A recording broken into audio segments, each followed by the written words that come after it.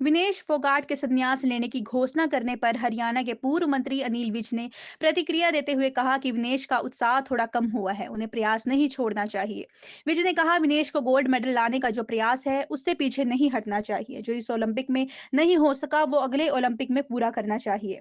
पूर्व मुख्यमंत्री भूपेंद्र सिंह हुड्डा द्वारा कहा गया है कि यदि उनके पास विधानसभा में विधायकों की संख्या होती तो वो विनेश को राज्यसभा भेज देते, जिस पर पलटवार करते हुए विज ने कहा, हुड्डा वही घोषणा करते हैं जो पूरी नहीं कर सकते। यदि देना ही है तो विनेश को 6 करोड़ गोल्ड मेडल मिलने पर दी जाने वाली राशि अपने पास से दे दे। सनातन धर्म सभा मंच की ओर से टीबी मरीजों को वितरित किए जाने वाले राशन वितरण कार्यक्रम में अंबाला की मेयर शक्ति रानी शर्मा मुख्य अतिथि के तौर पर शामिल हुई और राशन वितरण किया।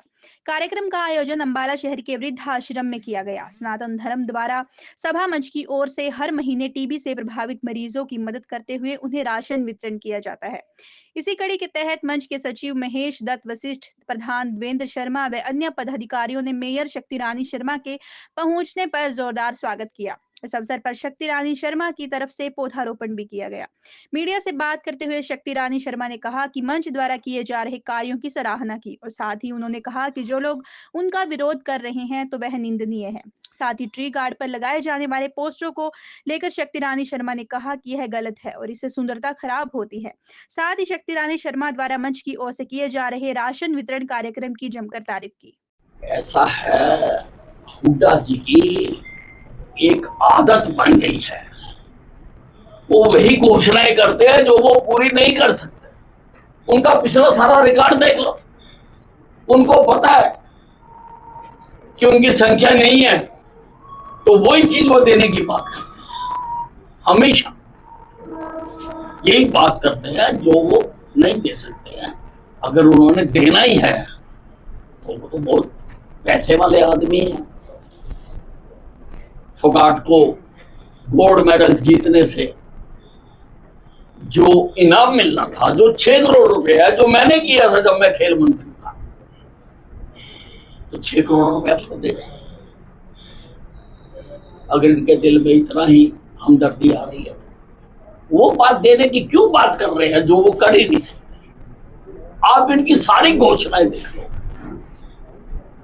वही हैं, वही घोषणा करते हैं जिसको जो पूरा नहीं कर सकते। ऐसा होता है कि अब वो बिल्कुल गोल्ड मेडल के नजदीक थी, परंतु उनका वेट ज्यादा होने के कारण उनको वहां से वो नहीं प्राप्त कर पाई। वो थोड़ी सी उत्साह उनका कम हुआ है। लेकिन मैं उनको कहना चाहूंगा कि उनको अपने प्रयास नहीं छोड़ने चाहिए। मुझे आज एक बचपन में पढ़ी हुई इंग्लिश की कविता याद आ रही है, king Bruce and the spider. एक किंग ब्रूस था, उसने हमला किया, वो हार गया, आग एक गुफा में छुप गया। वहां पर उसने देखा एक स्पाइडर किसी धागे से ऊपर चढ़ने की कोशिश कर रहा था। वो ऊपर चढ़ता था, गिर जाता था, चढ़ता था, गिर जाता था, चढ़ता था, गिर जाता था। लेकिन जब तक वो अपनी मंजिल तक नहीं पहुंच गया, उसने अपना प्रयास नहीं छोड़ा। किंग ब्रूस को उससे शिक्षा आई और उसने भी कहा कि आखिरी दम तक प्रयास करना चाहिए। वो गुफा से बाहर निकला और उसने अपनी विरोधी सेना पर हमला किया और वो जीत गया। करे सर डन डन। बांग्लादेश को लेके ट्वीट जो है वो आपने किया है, क्या कुछ? दुर्भाग्य की बात है, इस देश के प्रजातंत्र में जन्म लेने वाले कुछ नेता हिंदुस्तान में भी बांग्लादेश जैसी घटना होने की बात कर रहे हैं। ये वो लोग हैं जिनका देश के प्रजातंत्र में बिल्कुल भी विश्वास नहीं है।